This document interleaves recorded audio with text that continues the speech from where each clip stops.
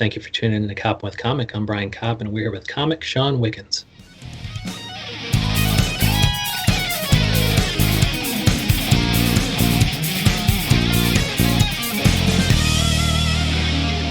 Shawn Wickens, how the hell are you?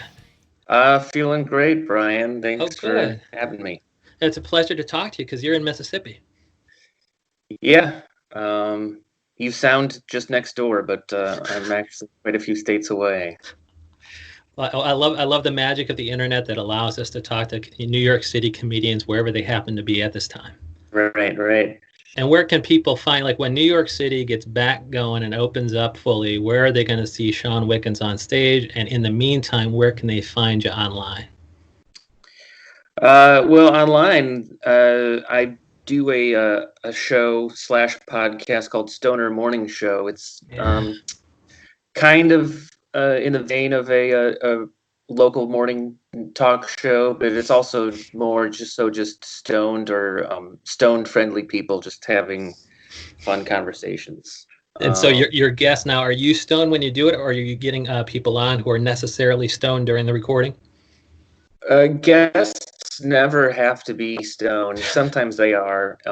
We tell ourselves we don't have to be stoned, but sometimes we are as well. I love it. Being stoned is not a prerequisite. We want to make sure we have even sober guests talking about their inebriated experiences. Oh, sure. Well, it's not even really. In some ways, it's more interesting for stoned people to talk about other things than drugs, than just talk about drugs. Okay. Just to, just sort of anything is fair game. And in what way is it kind of like a morning show? What comes to mind is all these delightful SNL sketches where like Jimmy Fallon will play a morning anchor where he does, several voices. What, to the listener, what distinguishes kind of a morning show from any other thing that I could listen to? Any substandard alternative to your show?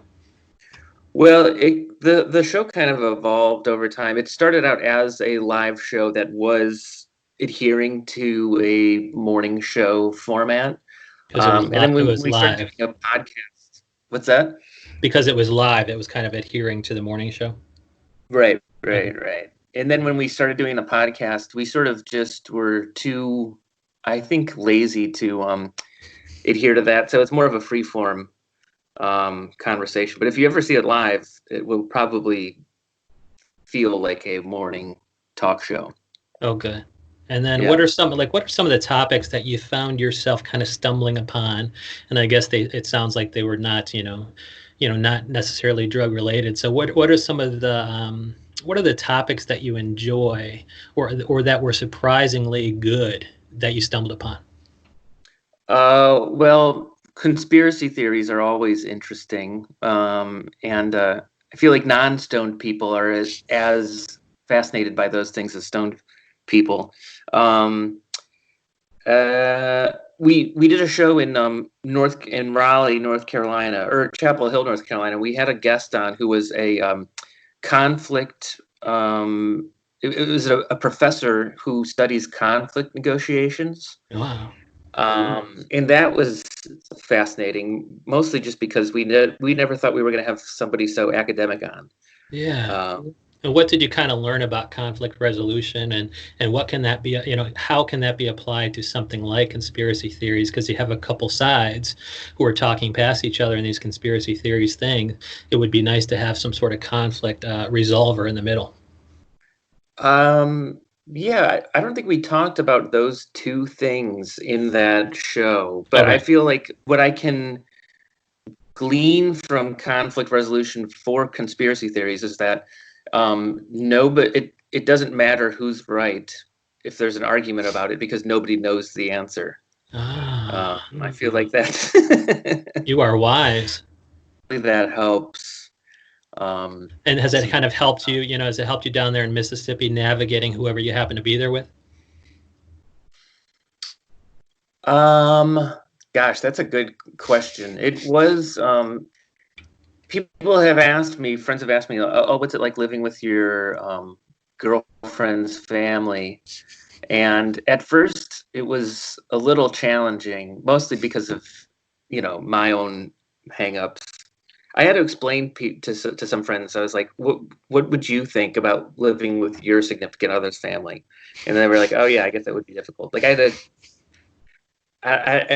I thought it was funny. I had to spell it out to some people about like, oh, it's a little weird down here. But at this point, it's been 2 months, and I mean, everybody's used to it at this point. It's the new normal for Shawn Wickens.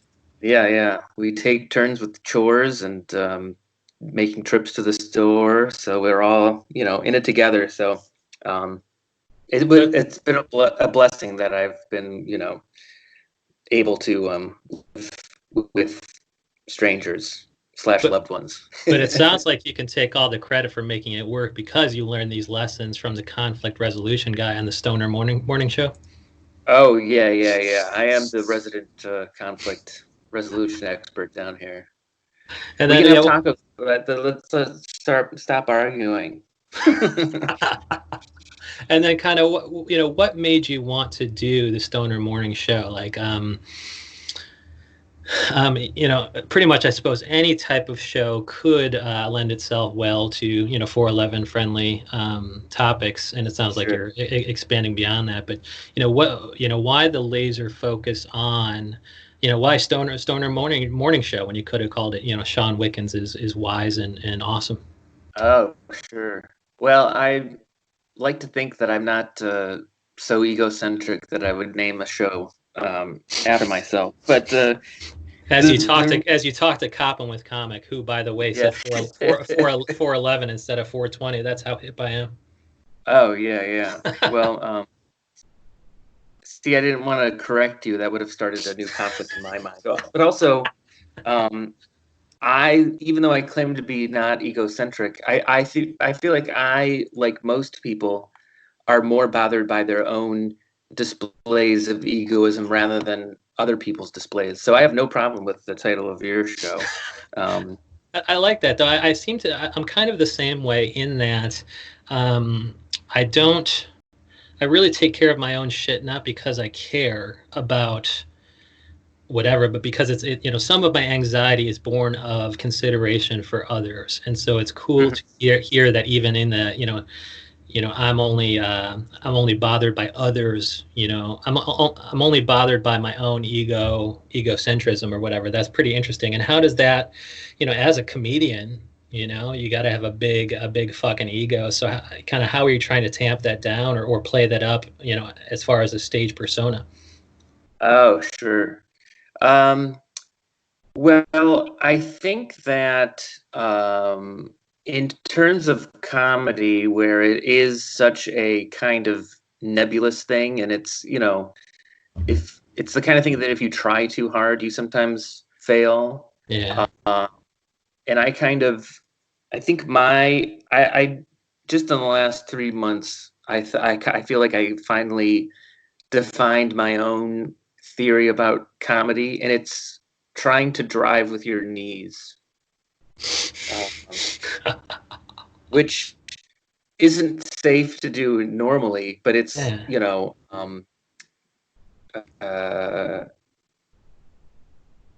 I don't even know if I can really give a full explanation of why I think it works.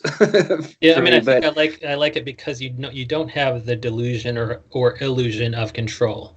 The audience is there. They might not laugh. There might be a crowd control type situation where everybody's distracted or drunk. Sure. And by driving with your knees, you're like, I have a pretty good idea. I can keep this on the road, but I am driving with my knees, so I mean, shit can happen. That's right. Yeah. And then kind of on stage, what are you kind of, are you talking about any 420 friendly topics or, are you talking about, you're living, I suppose you haven't been talking about living with your girlfriend's family other than, online, but, what can people expect when they see Shawn Wickens on stage? Who's the cast of characters that you're talking about? Or is it pretty much just an exploration of Shawn Wickens' psyche? Yeah. Well, when I first started doing the, Stoner morning show thing, I did have friends who were surprised that I was doing something that was leaning towards,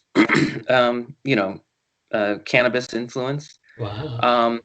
But I feel like, I mean, I've been smoking for a while and not even talking about it with people. It's just, something that I do. But I feel like even before I was doing something, weed artistically leaning, some of my comedy is kind of surreal and bizarre. Nice. And then I balance it out with like very autobiographical and true things. So I think I bridge, reality and non-reality. And I think in surreality. yeah. And the conspiracy theory thing, I like it because it does dovetail nicely with certain I guess 420 culture. At least it's consistent with 420 culture. Like, what are the conspiracy theories that you buy into, and which ones are you just reflexively against, even though you're conspiracy theory friendly? The 5G signals in Europe, people are burning that shit down. Like, what are the ones you're like, I kind of believe that, and the other ones you're like, that's fucking stupid? Well, I think that the stuff that we should be believing is probably stuff that we don't even know about, or you know what I mean? Like, I mean, they're all kind of ridiculous. Like lizard people is bizarre. Yeah. I don't even know how you tell yourself that you're seeing evidence of lizard people. Yeah. I feel that Bigfoot is fascinating, probably only because I grew up adoring Chewbacca. I think that. I love that Chewie has softened the ground for many Bigfoot believers. I love that idea.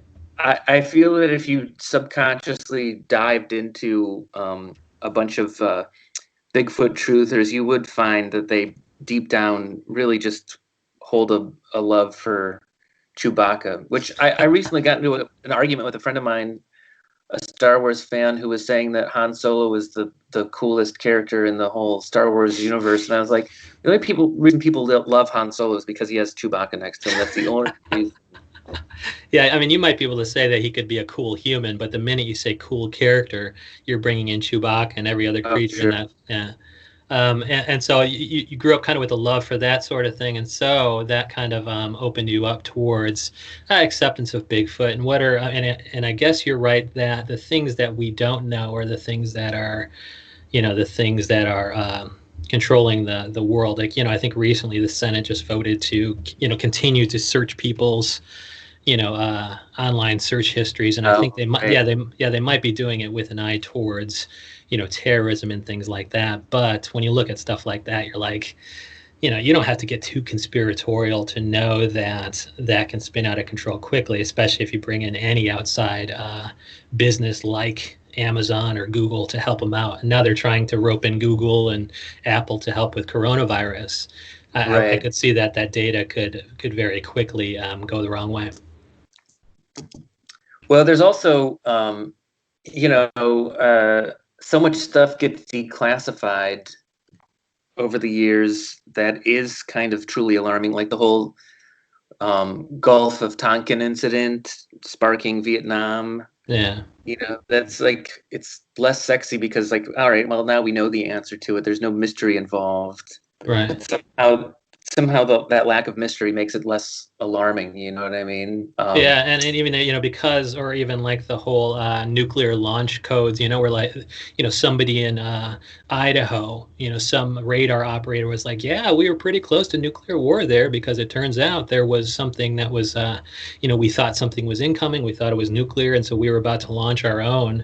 And I mean, it's a relief, after the fact. It's like, well, it's good that nothing happened, but yeah, that is pretty alarming. And also the UFO stuff that recently came out. Were you paying attention to that at all? A little bit. I read a little bit about it. It's also, I guess the frustrating thing is, like, okay, we know a little bit more, but we still really don't know that much. I mean, it wasn't a surprise to me that the U.S. government was studying UFOs. We've known that. They just sort of said it again. I feel like, and we know still not more than we did prior to that, really. But I don't know. It is interesting to think about, or it's a good injection of hard truth. How insignificant we are. The fact that there's mega powerful entities flying multi-dimensional spacecraft in our atmosphere. I mean, it makes Yeah. you feel a little insignificant. Yeah, and even with the pandemic and things, and now it's like it's really kind of reminding people how Mother Nature can just step in and fuck everything up. It's like Yeah. if you don't get that during hurricanes or tornadoes, you certainly understand it now. And is any of this real stuff you're talking about on stage? Like it sounds like the conspiracy. Is conspiracy theory something you talk about on stage, or what are kind of the autobiographical things? Kind of just generally, what are some of the events in your life that are ripe for comedy, and how do you attach them to the surrealism bent, or how do you take it into the absurd? Yeah. I don't really talk about conspiracy theories that much when I'm on stage, but I feel like it's very adjacent to what a lot of comedy does, which is sort of like point to the absurdity of life and just human behavior and what we're doing. Um, I think there's a very big parallel between those kinds of things. Yeah. Um, so, I mean, a lot of my autobiographical stuff is sort of just kind of making fun of my own behavior and also and human behavior in general. Um, I do I do tell a joke about how I set it up by just saying that some people ask me what it's like to be a comedian, and then I tell a story about taking a bus to a road show up in Rochester and just the absurdity of the while I was on this bus ride, somebody fell asleep with a baby in their arms, and somebody wanted to hold that baby and just reached across and just grabbed the baby out of the mom's hand, and it turned into like a huge fist fight at 3 or 4 in the morning on Oh my some dark gosh. night between New York and Rochester. So, I mean, you sometimes, and I just talk about how you don't even have to write jokes sometimes. Like the world wants you to talk about crazy, weird shit that happens. By being Um, by being weird, the world is giving you all the material you need. And it sounds like you are living life like not only going up to Rochester, but I think you said one of your stoner morning shows was in Raleigh, North Carolina. right, right. And are you kind of on the road with that show? And I suppose that lends itself to just multiple stories that you can then talk about on stage. We've been on the road, not constantly, but we've done like some festivals here and there, and then we've been able to, if we're heading somewhere for a festival, we've been able to like set up another show nearby. So it's Okay. been like quick, like 3 to 4 day trips, Okay. not weeks on the road. So it's more because you were doing your comedy on the road. Do you then fold in the opportunity to do interviews for the Stoner morning show? Right, right. Okay. And then where can people can find you online? I know I follow you. You're at Schwickens, That's right. SH Wickens. And then where are they going to be able to see you do? Remind people where your online shows are going to be. Yeah. So we do have podcast episodes up at stonermorningshow.com, and Okay. um, usually every Saturday night we do a Instagram live show where I mean, sometimes it is a bunch of people getting stoned and just hanging out, but then sometimes it's actual guest comedians or guest friends.